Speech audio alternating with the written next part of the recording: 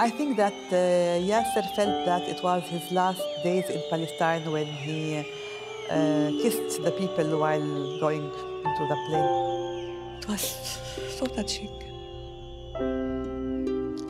You feel that death is approaching. You know, the smell of death, you smell death. So I smell the smell of death. In his last 4 weeks of life, nearly 50 doctors from Palestine, Egypt, Tunisia, Jordan, and France try to save him. They test him for virtually every known disease, including some of the world's rarest conditions. But every single test comes back negative. In this exact room, Yasser Arafat dies at 3:30 in the morning on the 11th of November, 2004. And it's been an unsolved case ever since. Is this something, some unusual illness or whatever? Or on the other hand, is it some poison? 8 years ago, Arafat's medical files were handed over to the Palestinian Authority. While they promised a full investigation, little has happened since. But there was a second copy held by his widow, Suha. She agreed to give his entire medical files to Al Jazeera for this exclusive investigation, along with his x-rays and his final possessions, his clothes, medicines, even his signature headscarf. And we have taken them to the best laboratories in Europe for forensic testing. For the scientists, every fragment is rich with possibility, even his hair. You can perform the analysis even 10 years after collection. Al Jazeera has undertaken a 9-month investigation to try to find out what killed Yasser Arafat. Was it natural causes or murder?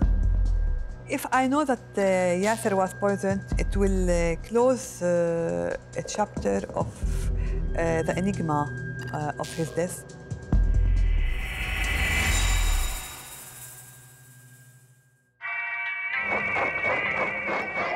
Yasser Arafat. Over 4 decades, he was the single most important international figure in Middle East politics. The world's best-known Arab, he is the face of popular resistance, the one man who drove the Israeli-Palestinian conflict onto the world agenda. He was the one that invented the peace process. It was not the Israelis, not the Americans. He created the peace process in 1988. So he recognized the two-state solution, and by this he unleashed the peace process. He was the only one who could have given legitimacy to an agreement that is always painful, that is always imperfect. But in 2000, peace talks collapse, and the Second Intifada begins.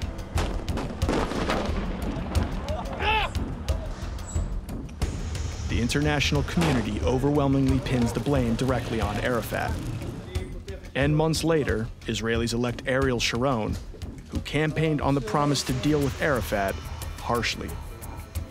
Negotiations come to a full stop, though some channels are left open. Prime Minister of Israel, Ariel Sharon, told me face to face, my response, my reaction will be totally different. And I told him, is it a threat? He said, I don't threaten. You guys know my policy. Anybody is a threat to the Israeli people, I will handle him, I will remove him. In 2002, Israeli tanks roll into Ramallah and destroy much of the Palestinian Authority headquarters, also known as the Muqata. Yasser Arafat is now confined to a 2-room apartment surrounded by rubble. Outside, the pressure against him builds. I call on the Palestinian people to elect new leaders. Leaders not compromised by terror.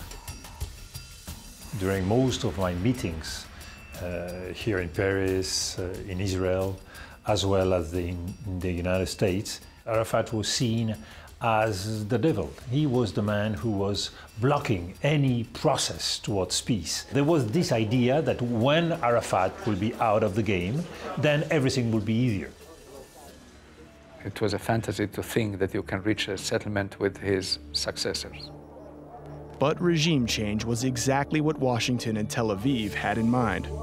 هذه سنة الحياة الديمقراطية التي اخترناها طريقا لا رجعة عنه لشعبنا الفلسطيني. By 2003, attempts to strip Arafat of his power and hand it over to others have failed. Isolated by his enemies and abandoned by his friends, Arafat nevertheless clings to power. With his international standing badly damaged, threats against his life went unchallenged. We will have to focus on the murders and those who inspire the murders and orchestrate the operations, and if necessary to get rid of them. Arafat is not excluded. Sharon's political allies were not the only ones talking tough. In 2004, he walks from an earlier pledge he made to the United States that he would not harm Arafat. His intentions go from private to public. אמרתי בפגישתנו הראשונה, לפני כ3 שנים, אני קיבלתי את בקשתך שלא לפגוע פיזית בערפאת. It was clear that we are heading to a serious deadlock, which could cause Arafat his political leadership, and it could cause him his life as well.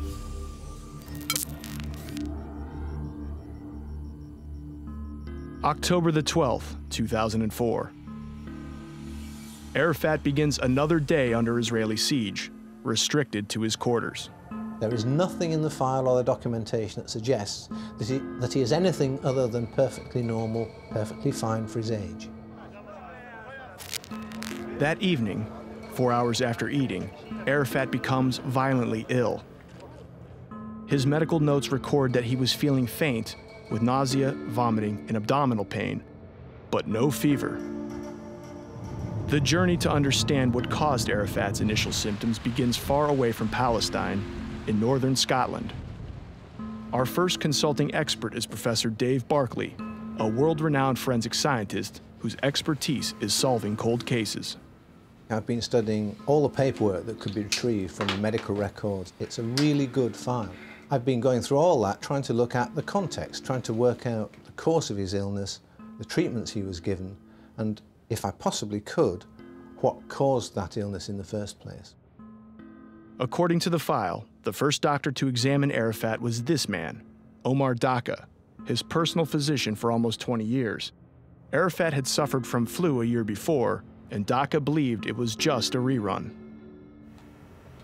There wasn't the aggressive management in those first few days, but the reason for that is quite obvious. It wasn't appreciated by anybody that he was actually gravely ill. On October the 17th, 2004, Arafat's health gets worse.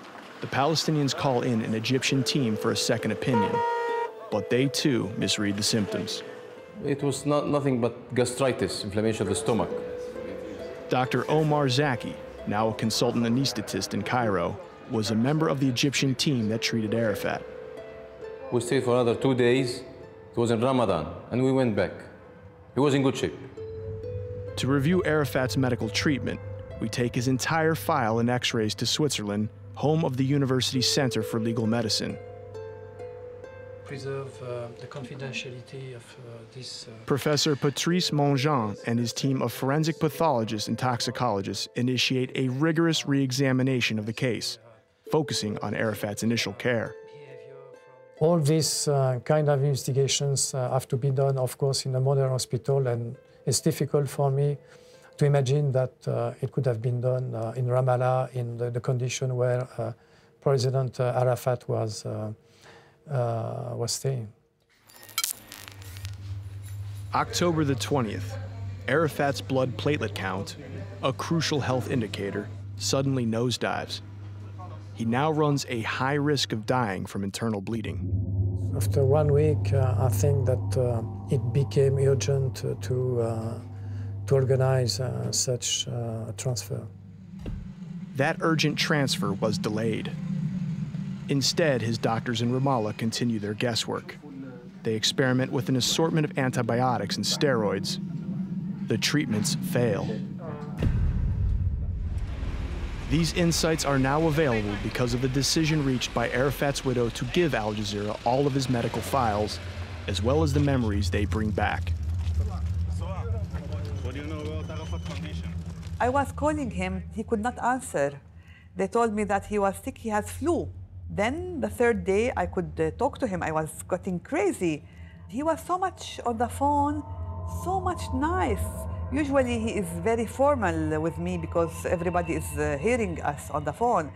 And he told me, I love you. And I did not know, I said, why you say it? I said, no, I love you and I love Zahwa. October the 26th, 14 days have now passed. Arafat's platelet count drops again. His condition is now critical. The Palestinians panic. They call the Egyptians back to Ramallah and bring in yet another medical team from Tunisia. A week later, acutely, almost midnight, he said, we have to go now. He's in very bad shape and we have to go now to see him. When they arrive, Arafat is trapped in a painful cycle of nausea, vomiting, and diarrhea. The Tunisians give Suha an update. Listen, it's not reassuring.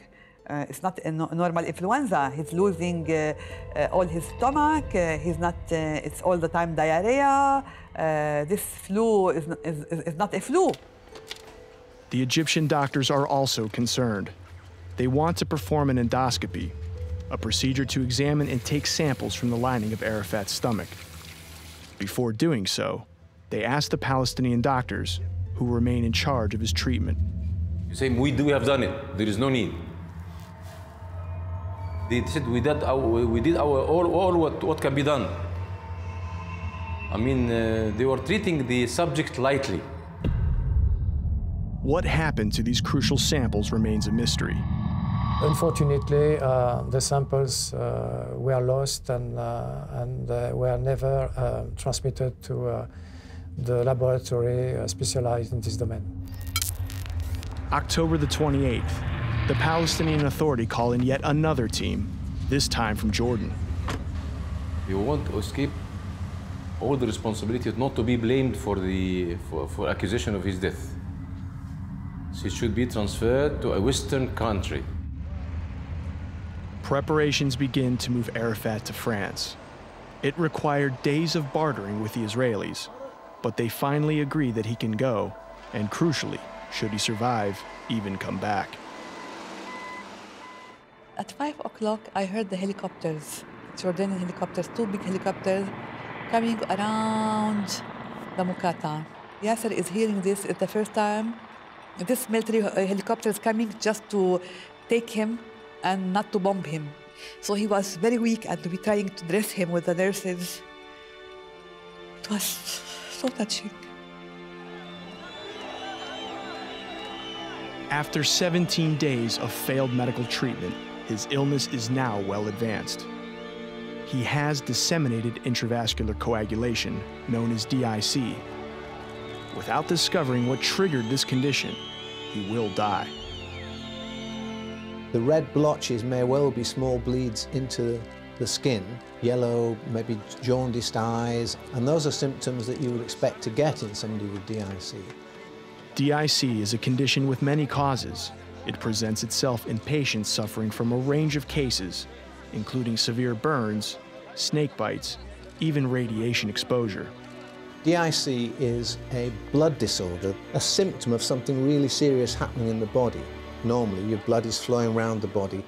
If you get a cut, you don't want the blood to keep on flowing out of that, so a switch is thrown and little clots start to form at the point of that insult where the cut is.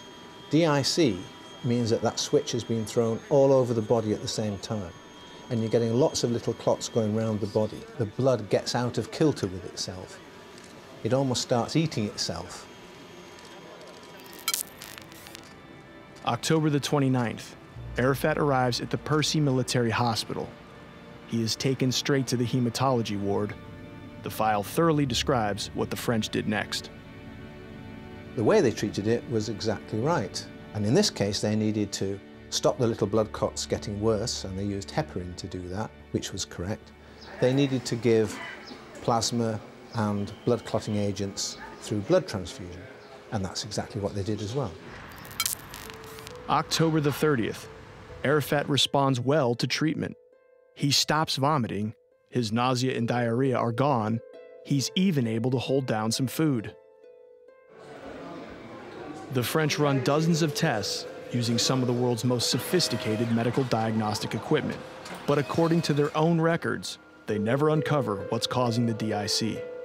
The French do not address the possibility that poison might be involved until 4 days after Arafat arrives. They order tests, but it's already been a full 3 weeks since the start of his symptoms. Why wait before collecting the blood, urine, and stools for the toxicology? If some poisoning had to be suspected, of course, the samples have to be collected very, very rapidly and without any delay. November the 3rd, Arafat suddenly relapses and begins the last and final phase of his unexplained condition. He wanted to go out of the bed, and he was screaming, and I just said, please, Yasser, calm down, calm down, calm down, calm down. And I sat on the floor, I put my hands on him, and he was crying, and not knowing me, and crying. I looked at him, Yasser, you're crying. What? He was looking, just not talking, looking at me, and tears were coming off here. And then he lapses into a coma, and it's a serious coma. And neither I nor any of the doctors at Percy had the faintest idea why that happened. There is no recovery, and he will never speak again. As the hospital shifts him to the intensive care unit, Suha clings to hope. At her request, the French agree to play Arafat's favorite Quran recitation throughout the ward.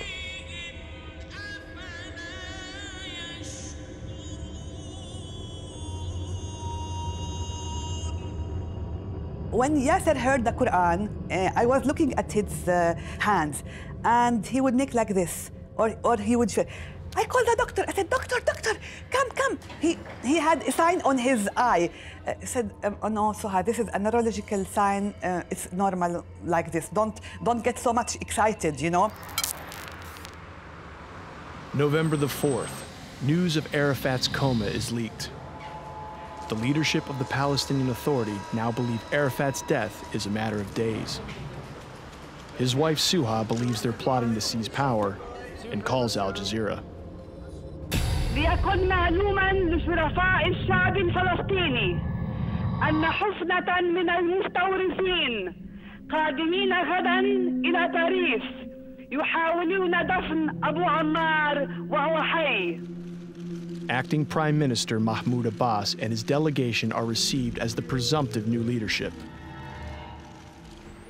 Back at Percy Hospital, the staff become more concerned about the involvement of poison.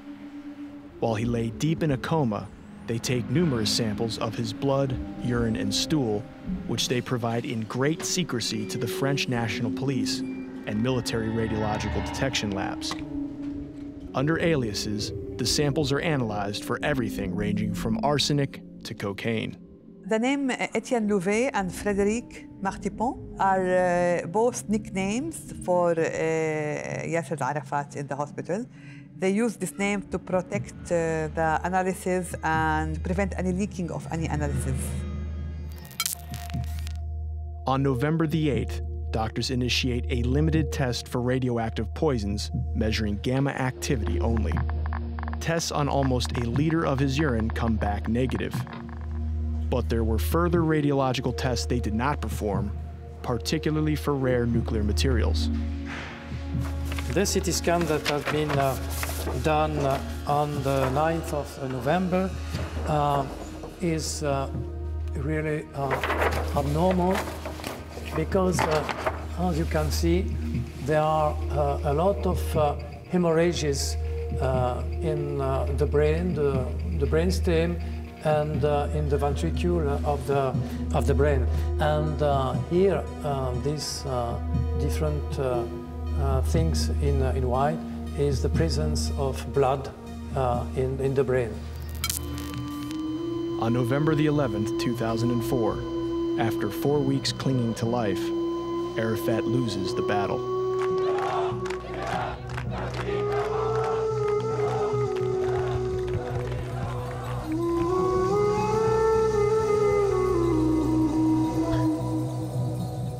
Though he dies of a massive brain hemorrhage, the mystery remains. What is the original event that drives his illness? The most logical way to answer that would have been through an autopsy, which in suspicious cases like this are routine, if not mandatory. But the atmosphere in France is charged.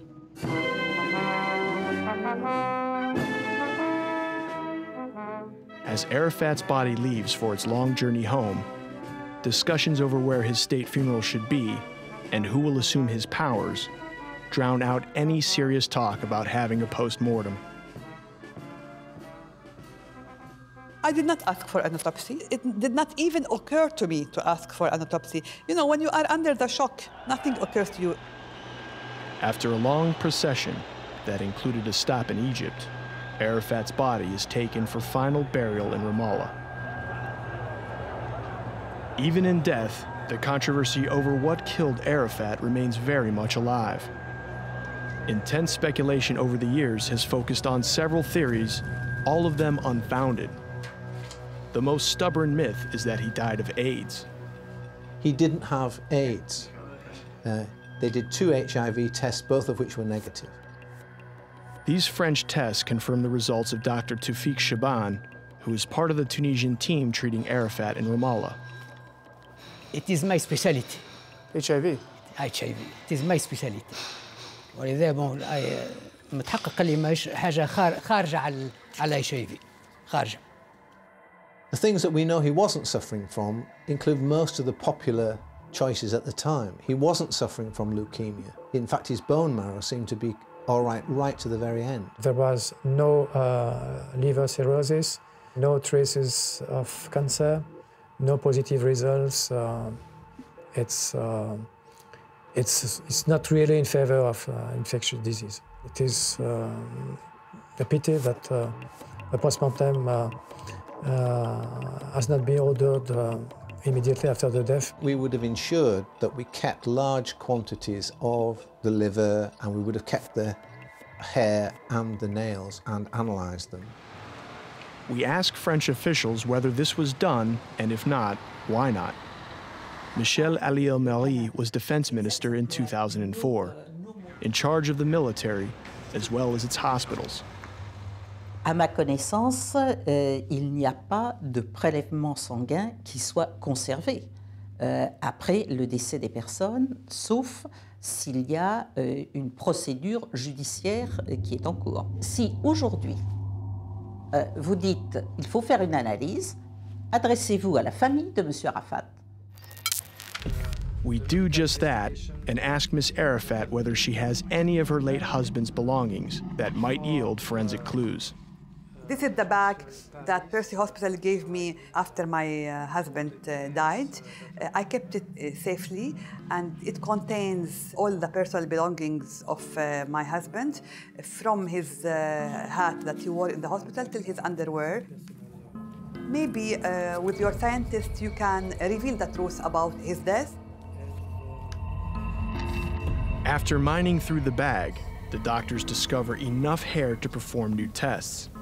We will have enough sample to try, analyze, and to look for a different substance. But even more promising, they identify stains that are later determined to be Arafat's blood and urine. Using the most advanced technologies available, they will spend the next several months trying to crack the mystery of what killed Yasser Arafat.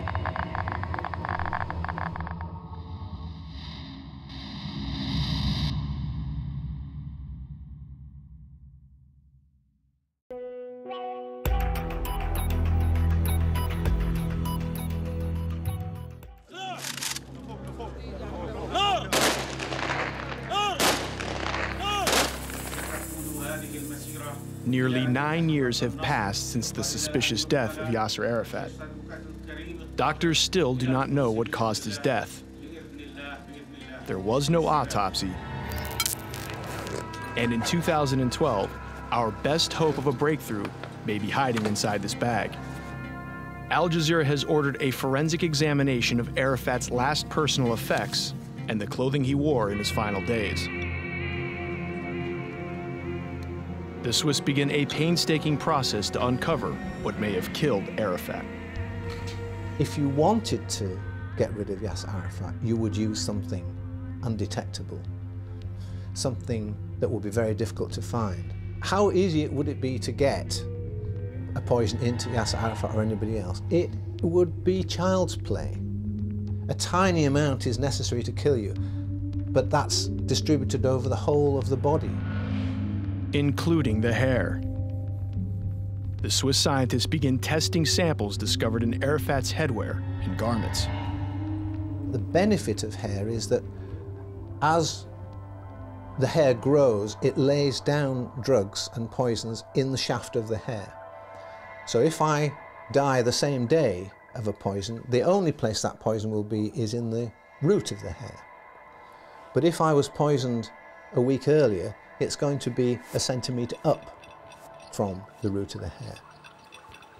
The first task, to ensure the hair is actually Yasser Arafat's. For this, the Institute's Chief of Toxicology, Dr. Mark Augsburger, orders tests on DNA samples taken from Arafat's widow and 17-year-old daughter Zawa. Weeks later, there is no uncertainty. We are sure that it's Yasser Arafat's hairs because we perform DNA analysis too. Still, the scientists are limited to what could be recovered. Only 23 milligrams of hair, a tiny amount. It's enough for just one toxicology screening, with no opportunity for follow-up. The results come back. From arsenic to zinc, no presence of heavy metal toxins, but there's a qualified finding. We have no idea about the date of the transfer of the hair from the scalp to the head, so it could be before the 12th October or after. Having ruled out obvious poisons, we asked the Swiss to consider less conventional ones. After we obtained the results, we decided to send those samples to our colleague in a radiological institute to look at other elements like polonium. Polonium. When Arafat fell ill in 2004, no doctor would have suspected its use as a poison. But 2 years later, Alexander Litvinenko, a former Russian spy turned dissident, died a lingering death in a London hospital. Scientists later established that he ingested polonium given to him by attackers at this London restaurant. The only other methods to deliver this radioactive substance would be through injection or inhalation. A lethal dosage is not even visible to the naked eye. So after a month of testing at the Institute of Radiation Physics, the scientists are astounded by what they find. High levels of polonium in Arafat's toothbrush, as well as 3 samples from his clothes. A urine stain in his underwear, a blood stain from his hospital cap that he wore as he died, even the sweat-stained collar from his tracksuit. Polonium does exist in nature, in very low levels, formed when radioactive lead decays. So the Swiss want to know if this is natural polonium, what's called supported polonium, or is it the unsupported version, which can only come from a nuclear reactor. They examined additional samples from the same bag. Items that had been visibly worn contained significantly higher polonium levels than those that had not. This suggests the polonium is coming from contact with Arafat's bodily fluids, rather than the fabric. We caught up with the lead scientist at the Geneva airport to learn the preliminary results. We found that there was a higher value of polonium than what we were expecting, but again, we have to be sure that this higher value is natural or not natural. And it's not sufficient to see a higher value to conclude that it's not natural. For this, Dr. Boshoud's team needs 3 months. If the polonium found in Arafat's samples stay the same, this would mean it's natural polonium supported by the decay of lead. But if the polonium levels decrease, that would confirm that they are artificial or unsupported, meaning Arafat was exposed to polonium made in a nuclear reactor. We know that at the time when Arafat was at the hospital, they did make some measurement of several liters of urine. And we saw the result of the measurement. They were all negative, but they did not search polonium as such. So what we need is to have access on this urine sample. Professor Mongeon and his team agree. They ask if Al Jazeera would approach Miss Arafat, the only person eligible under French law to request the frozen vials of blood and urine, which they expected the authorities to have kept. Our lawyer in Paris, David Mehoud, prepares the detailed applications. To ensure they don't get lost, Miss Arafat sets out on a journey she has not made since 2004. This is the route that I was doing every time that I wanted to go to the hospital, you know. And it reminds me all the memories, all the bad memories. On the way to the hospital, her daughter Zawa phones. Hi, Zahwa. Hi, Mama. Now I'm on my way to the hospital where Papa died, Zahwa. And you know that I'm going with Clayton, and we told you about it already, and I'm going to ask about the samples and about the blood samples and urine to know more the truth about Papa. Okay, go ahead. What do you think? What do you think? Do it. I shall do it? With her family strongly behind her and a secret camera to witness the handover, Miss Arafat delivers the letters straight to the Percy Hospital mailroom. While we wait for a reply, we start a new line of inquiry to track down the medical professionals here at Percy who treated Yasser Arafat, in case they have any evidence not recorded in the official files. To do this, we obtain Miss Arafat's written permission to ask questions on her behalf. There are more than 30 we need to find, and they do not want to talk. Je voudrais parler avec Professor Bruno Patz. Bonjour, je voudrais parler avec Dr. Roy. Okay. Do you have another phone number for him? Dr. Fago, Dr. Beret. Professor de Revel? Dr. Vest? Oh, thank you. Professor Cordoliani? This is becoming a typical outcome, despite receiving the letter from Madame Arafat that expressly permits us to discuss her late husband's care and treatment by these doctors. They're all saying it's impossible because of medical secrecy. We decide to become more assertive. If they won't talk to us, we'll go and talk with them. We head to this hospital in Paris and locate Professor Francois Bricaire, Chief of Infectious Diseases. Bricaire was one of a handful of civilian doctors the French military brought to Percy when they were running out of ideas. He declines our calls and emails, but we approach him anyway and suggest he speak directly with Miss Arafat. Also on the list is Dr. Jean-Charles Piet, another one of France's most distinguished infectious disease experts.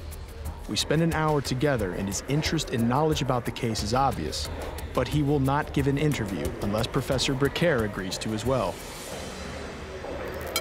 While a meeting between those two doctors and Miss Arafat is under consideration, a letter comes from the French military police. It was their labs that ran multiple tests on Arafat's blood and urine, so they should have the samples. She asks us to be present as she opens the letter. It said that they are incapable to give us any kind of blood or urine samples because they have been destroyed in the year of 2008 because nobody asked and they destroyed it. Given Arafat's unexplained death, it seems like an odd decision to destroy his biological samples after just 4 years. Under French criminal code, labs are required to keep the samples up to 10 years. But then again, there was never any criminal investigation into Arafat's death. So it's a dead end. We will not be able to give the Swiss lab any additional quantities of Arafat's blood or urine to test for polonium. Meanwhile, the meeting we've arranged for Ms. Arafat begins. The French doctors refuse to allow us to be present. These doctors told me that Yasser had nothing, that they searched every single illness in Yasser, and they told me they did not find anything. I was asking them, do they think that it's poison? They told me, we can't remove this thinking, we can't remove this aspect. He might be poisoned, but we don't know. With the French doctors yielding little in France, we start to look elsewhere for leads. The doctors that treated him initially from Tunisia and Egypt are really key witnesses for you. You'd need to check through every physical thing they did to him. We ask Ms. Arafat to identify the Arab doctors.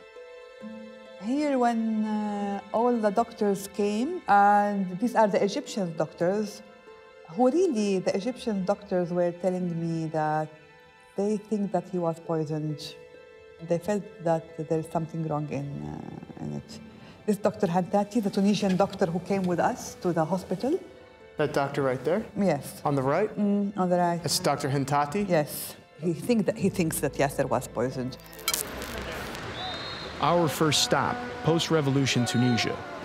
With the dictatorship removed, our team arrives with optimism there will be fewer obstacles. But as we begin on the periphery and approach members of the original Arafat medical team, getting key details is harder than expected. مش نعرف. فما حاجات فما رئيس البعثة الطبية هو اللي يشرف على شيء هذا كله. Is that person Dr. Faisal Hintati? تشوفوا مع الدكتور هنتاتي تعطيكم الأسامي بتاع الأطباء الآخرين اللي يخدموا في الفريق. Through emails, phone calls, and finally a personal visit to this neurological clinic where he works, Dr. Faisal Hintati begs our producer, Naji Tamimi, to stop asking him questions. According to Ms. Arafat, it was Dr. Hintati who insisted that her husband had been poisoned. احنا بنبحث عن الحقيقة يا دكتور وانت عارف انه في حقيقة. الحقيقة ما هيش عندي، والله الحقيقة عند السياسيين، مش انا في مرحلة جديدة وعنديش العائلة عندها كل شيء. ما تدخلونيش معناها والله اشياء صعبة، صرت الاشياء هذه هذا مقتول مش مقتول، مسموم مش مسموم، مشكلة كبيرة معناها مش صعب. The only Tunisian doctor willing to offer useful insights was Dr. Shaban, an HIV expert who categorically ruled out AIDS as a cause of Arafat's death. السؤال من وجهه أنا لنوجهه للسؤال لا إسرائيل ولا فرنسا. السؤال اللي ماذا بي أنا يجاوبوني عليه. السؤال يعني هل كان بإمكان الفلسطينيين في الوقت هذاك بالتعجيل بإخراج ياسر عرفات للعلاج باش ما يضيعش الوقت.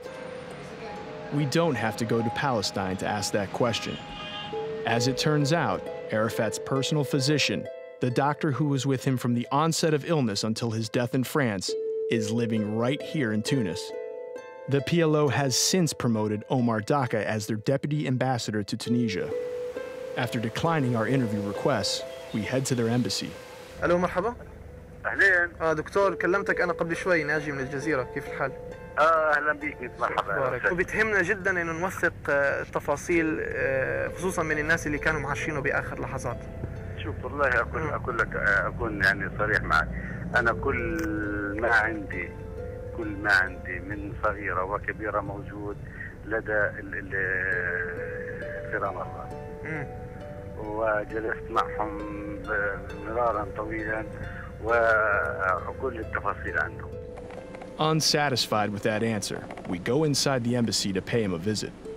We plead with Dr. Daka to change his mind and provide us his testimony.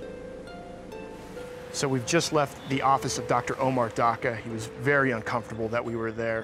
He said there's no chance he's going to give an interview despite him being with Arafat the entire time he was sick until death. He said this is not a medical issue, it's a political one. We arrive in Egypt, another Arab country in transition. Suha Arafat had told us the lead Egyptian doctor had believed her husband was poisoned. We asked Dr. Zaki for more details. We prepared to report to former president of the intelligence, Omar Suleiman. It's a part of routine. I mean, a team went there, he should report to his chiefs. Hoping to get that report, we visit the offices of Dr. Ibrahim Mustafa, the lead physician from the Egyptian medical team. So we've just come back from the office of Dr. Ibrahim Mustafa. He's the one who told the former First Lady his belief that Yasser Arafat was poisoned. He's not available, but we're just going to have to come back. He's way too important, and we need to find out what he has to say. When we later return to Dr. Mustafa, he takes my name and quickly has us leave. He later calls us to explain that the Egyptian military has ordered his silence. Most of the doctors appeared too fearful to talk. Were we unreasonable to be asking questions about Arafat perhaps being poisoned?